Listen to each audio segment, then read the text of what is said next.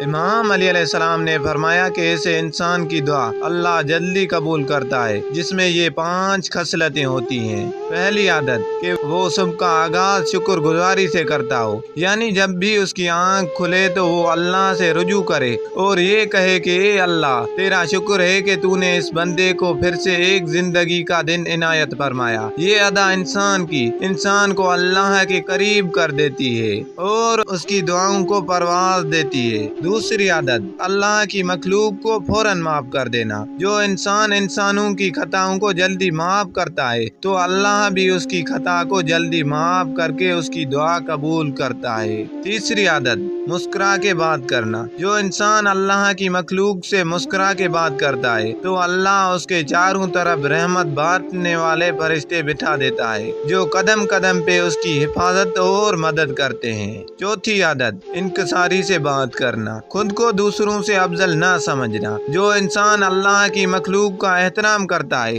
اور تکبر نہیں کرتا تو اللہ دنیا میں اس کے مقام کو بڑھاتا ہے، رزق کو بڑھاتا ہے، عزت اور شہرت کو بڑھاتا ہے۔